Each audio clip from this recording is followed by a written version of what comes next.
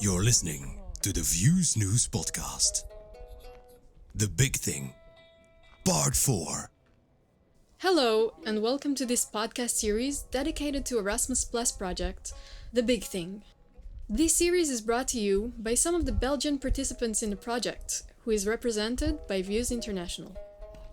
Views International is an international association that operates as a network of organizations in 23 countries. Our projects aim to promote mobility and independence of young people with a visual impairment. It is also a team of young Europeans, visually impaired or sighted, who are actively involved in specific projects at the European level. Our objectives are to facilitate the meetings between young European people, majority of whom are visually impaired, to optimize the chances of these young people to be integrated in the social, private, and professional life as autonomously as possible, and to develop a spirit of solidarity and democracy specific to European culture. In this series of episodes, we will be giving you a closer look at the Erasmus Plus project, The Big Thing, which involves the Spanish association ARCE as leading organization, and supported by Views International and Zavod Otis from Slovenia. Hello everyone and welcome to the Views News Podcast. The Big Thing Part 4. By the time you do listen to this, you already had probably a lot of turkey or any other thing with Christmas and did celebrate with your friends and people New Year. I will have fish. Ooh. You will have fish? Yeah, Ah. I literally eat fish. But, we are not here to talk about our Christmas menu. We are here to talk about the big thing and actually the second part of that project, right? Yeah, about the second part of the international experiences we had. So to just maybe to give you an idea who is like here in this room, we're basically the people that did edit the podcast. Not everything, but part of the story that the people from Slovenia, Belgium, and Spain were living when they participated in this one. My name is Youssri. I am Ditmar. And I'm Jay. Exactly. Guys, so everybody could hear a little bit of Slovenia already. We're not going to talk about this today. The national trainings are also covered. But what was it like, Spain? We left with a plane, and that was already quite a journey on its own, right? Yeah, it really was. Our flight got delayed, and the flight of the Slovenian team who would travel in Spain with us together also delayed. And then the people in the airport are not used to put like 6 wheelchairs on a plane, so it took them, I think, around 6 hours to get all the wheelchairs together. So it was quite late when we arrived. Yeah, actually, we spent like 6 hours in the McDonald's and we arrived around 4 a.m. into dormitory. We broke the world record of staying in the McDonald's, but you know, it was waiting. But then when we saw our friends arriving, or here in our case, we just did enjoy seeing them again, because this is the cool thing about a training ship. You spend 1 week in another country, then in another. So your friends or the acquaintances that do become your friends do become very familiar. Yeah, they were. Yeah. They were. Then we just all went to bed. We were very tired. When we arrived at the dormitory, that was again just like getting used to the environment, and at the same time, getting one of the last workshops, I guess, from our actual trainers, because the task at hand was very clear. It was our time to shine. We had to prepare workshops in different groups, and we got some preparation time before online, so we had to create our own groups, national or international. We could decide that. And then there was the moment of just being there at the location, preparing, and then everybody had his or her moment in his or her group, right? Yeah, there was still some preparation time left there. There was also time to get used to each other again. And there was also one workshop who was still left in the hand of the original trainers. But for all the rest of the time that we spent in Toledo was for the participants to shine.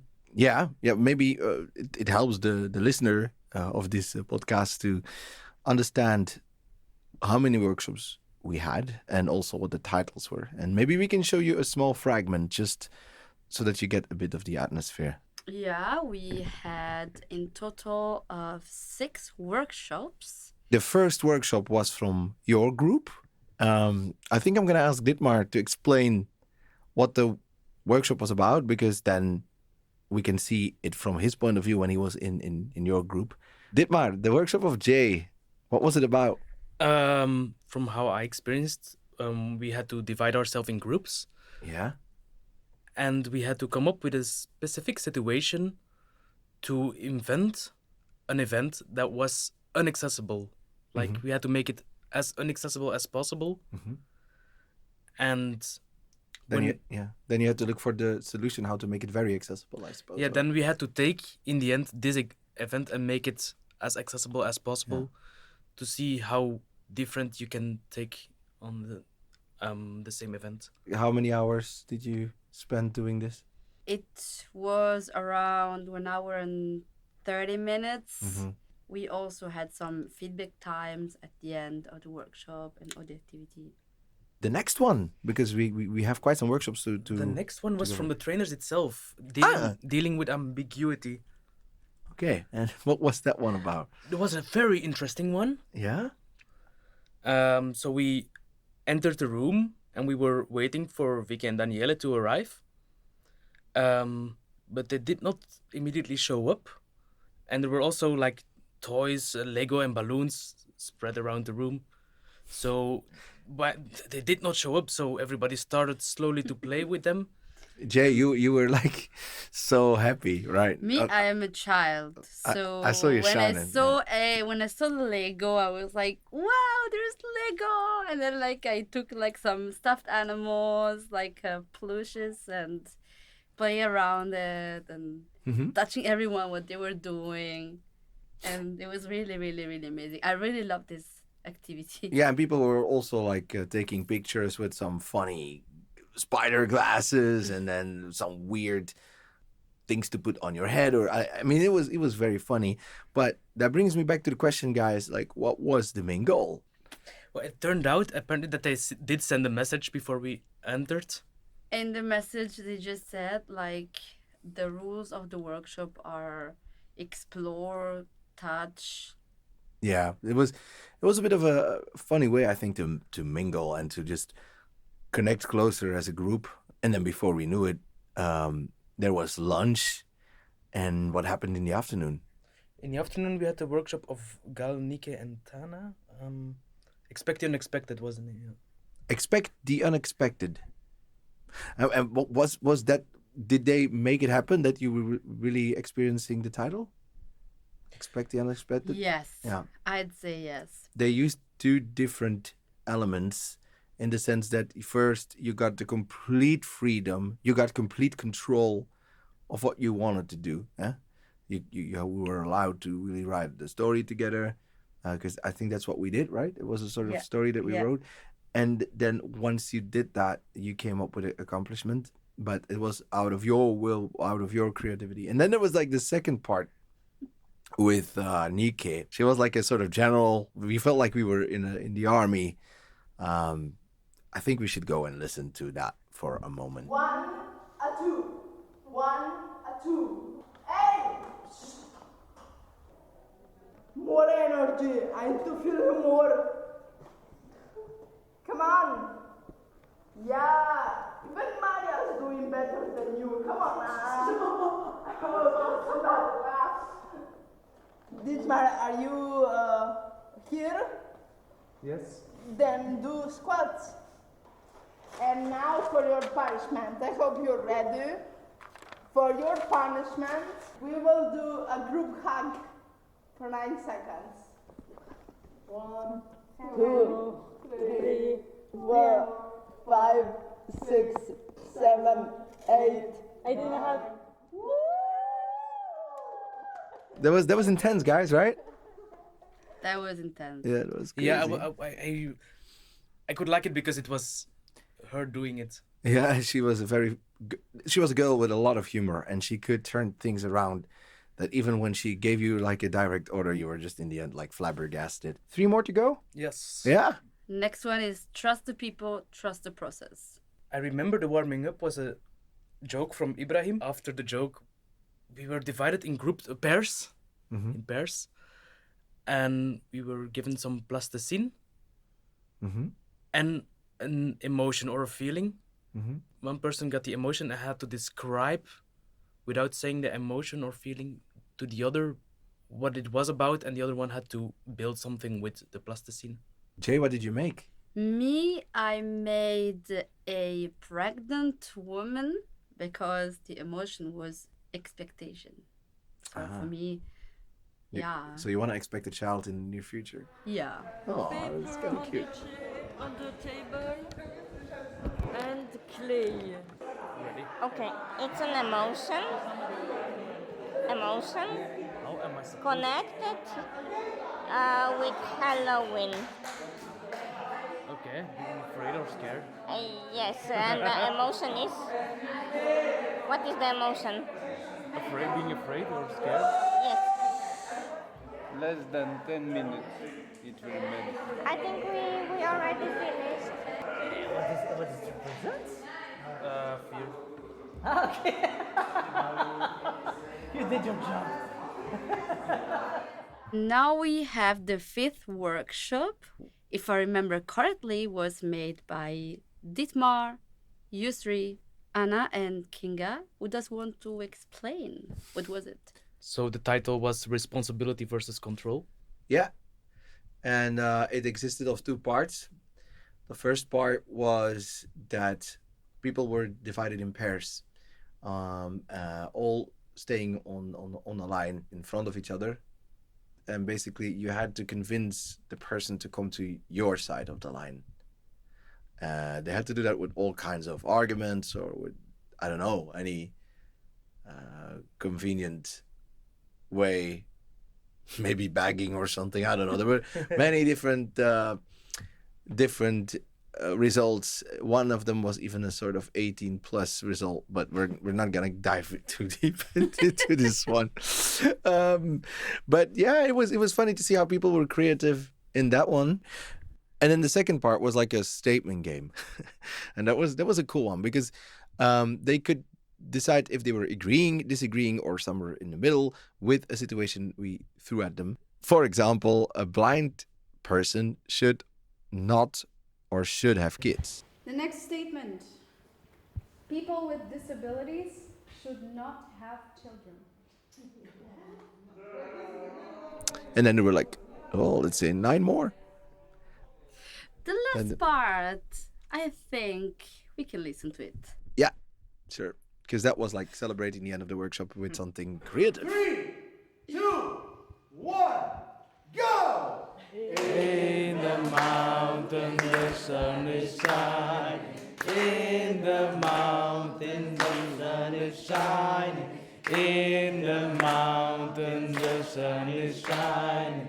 In the mountains we have fun. Thank you very much,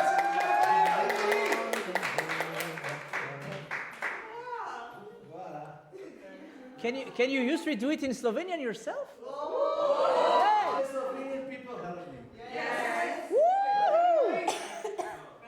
3, 2, 1, and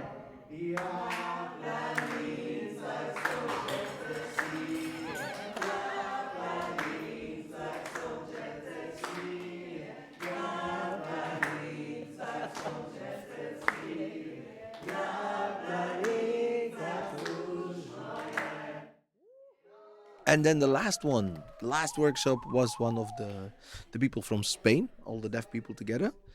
And I think they did a marvelous job. What was the title, guys?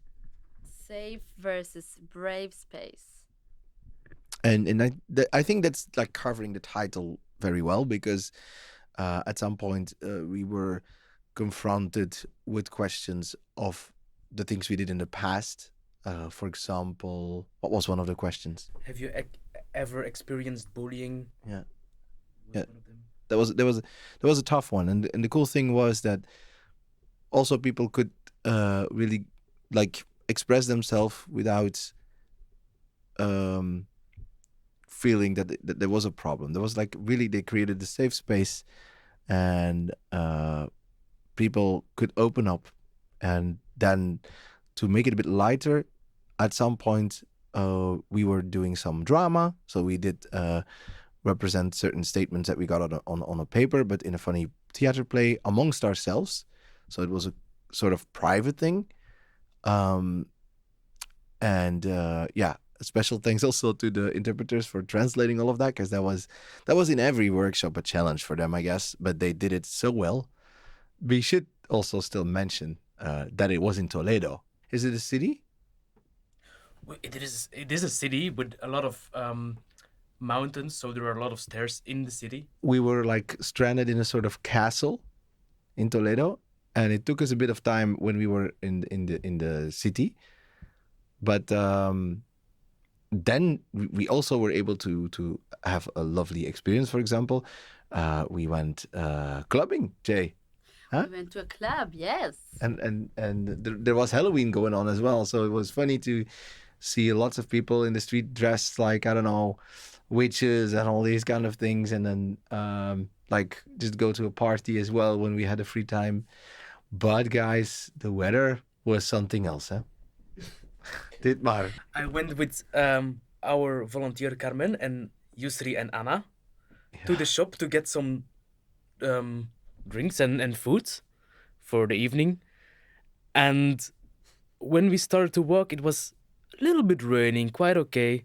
And when we were 5 minutes on our way, it started to drash, and it was very, very, very bad weather. It was terrible, and by the time we came to the shop, we were completely soaked. And Youssri was having quite some fun with it. Yeah, I was basically the optimistic, happy person that was dancing and singing, and everybody hated me for that. I was mad. You were really bad. Hey, you still come back with food and drinks, so Yeah, mission that was- completion. yeah, it was fun. It was fun. Right. But my clothes had to dry for 3 more days. Your shoes? Your shoes even? Yes.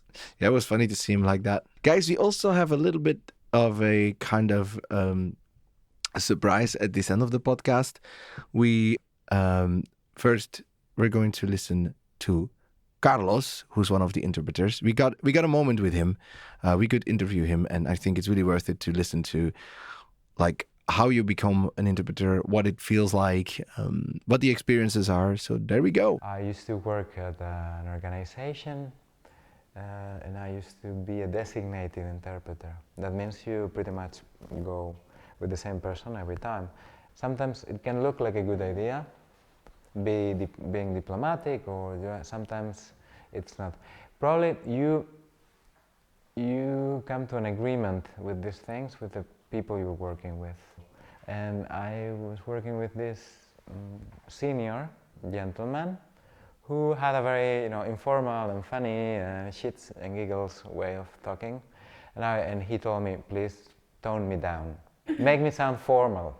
He was asking for that. I mean, funny, but not. I mean, I know I'm too much. I'm old. I'm very old. I cannot change. So you just tone me down.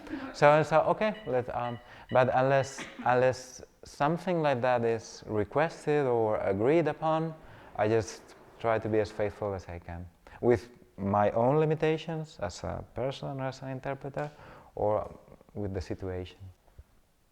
You can make accents with sign language, yeah. I can tell if somebody's from the east, from Valencia, or the north, or the south, Andalusia in Spain, yeah, by the way they sign and by the word choices that they make. There are levels of awareness of what it means to work, not only with interpreters, but with deaf people. Some events and some projects or some conferences, they hire sign language interpreters because they look good. It's a sad reality, but it is. I mean, you go somewhere and see somebody who's signing. Oh, this is accessible and stuff, but they don't put that much effort into feeding you information, or they don't know whether deaf people are attending, or they don't reach out to deaf people. Sometimes we are I felt sometimes like a banner. And then, yeah, we were able to talk with Nick, and his story for me was a really touching one. Ditmar, can you explain me a bit more about that? Yeah, Nick is a guy from Slovenia. He uses a wheelchair, and he need to use it because of an accident he had earlier, but I think he can explain more of that himself. So my name is Nik Špoljar de Žiot. I come from the Slovenian team Zavod od TIS. I came with other participants to the training, the big thing here in Toledo. Regarding my disability, I had an accident when I was 17 years old. I jumped in the coastal city of Slovenia, Portorož, where I lived. I jumped from the pier into the water, into the sea, and unfortunately I broke my neck in the C5 and C6 vertebrae in the neck. And since then I am a quadriplegic. That means that I cannot move my legs and also not my fingers.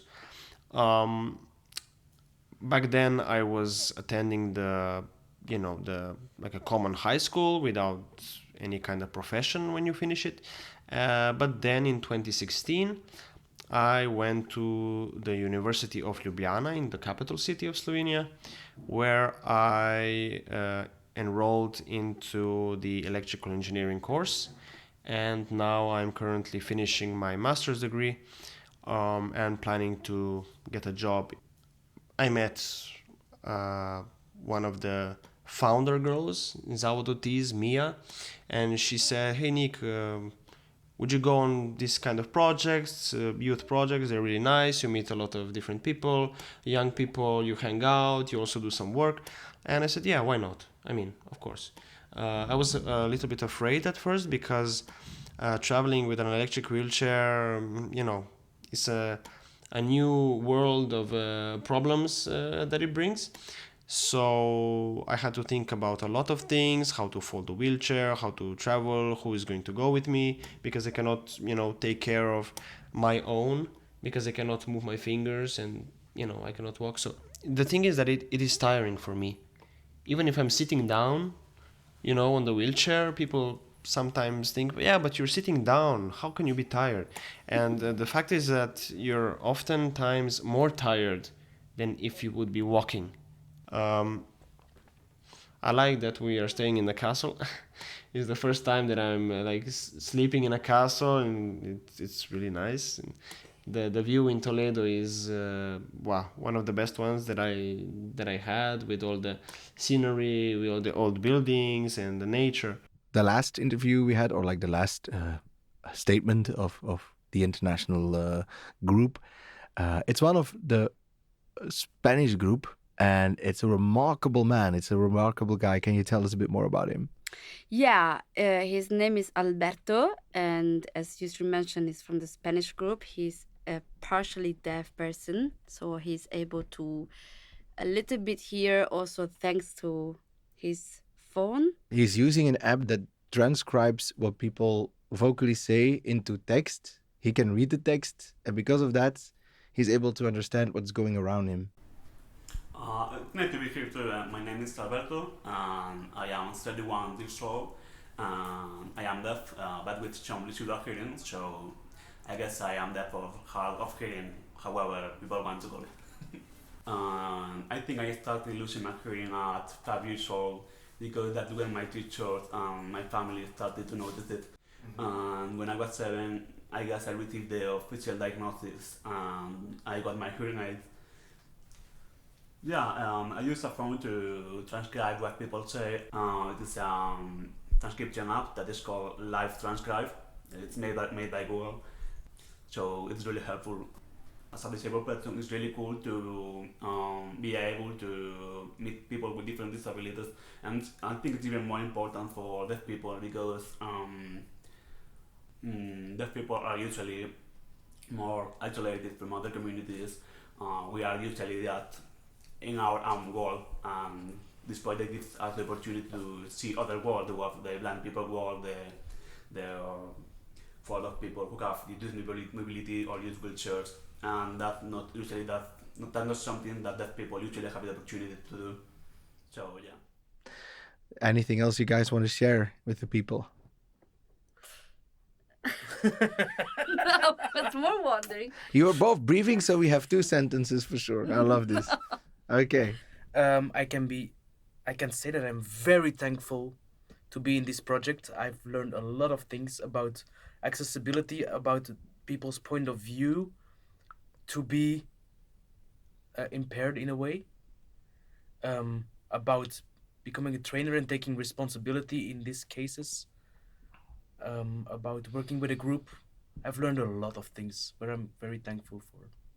Yeah, for me it's a bit the same. I have learned really a lot. I have learned to put myself more out there, to dare more, to communicate better with other people, and to handle better situations like in group, because it was not really my strength. So yeah, it was really nice, and it was nice to meet. It was nice to meet people, new people as well, because we were not only with the people that we already met. And yeah, overall everything was really cool. I loved it. And with that, I think we can close the last podcast of The Big Thing, part 4. I want to thank you both, not only for being interviewed today, but you did put a lot of work in this podcast. You too. So thank you as well. And it was a pleasure to do this. We wish everybody happy holidays. We wish you a Merry Christmas. We wish you a Merry Christmas. We wish you a Merry Christmas and a Happy New Year. And I think we can finish the podcast now. Goodbye, everybody. Bye. Ho, ho, ho! I was asked as Santa Claus to read you a couple of things concerning credits. We would like to thank Orbodil for the voiceover, the Views International team for the feedback there in their offices, and of course, Ditmar, Jay, and Youssri for editing, mixing, and mastering this podcast. And we should not forget each and every one of you that did allow us to interview you, because without you, this podcast wasn't a success. From the entire Views International team, we're wishing you all a Merry Christmas and a Happy New Year. And now, Rudolph, it's time to go. We still need to give lots of children Christmas presents. Views and opinions expressed are, however, those of the author only and do not necessarily reflect those of the European Union or the European Education and Culture Executive Agency. Neither the European Union nor EACEA can be held responsible for them.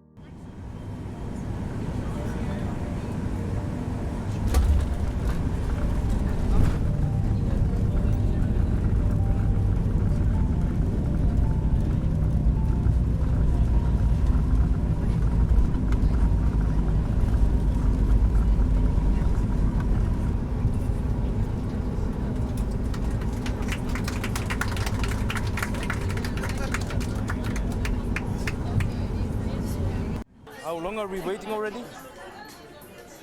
1, 2, 3, 4, 4 hours and a half. Yeah. You saved my life, my battery. At least your phone has energy. Yes.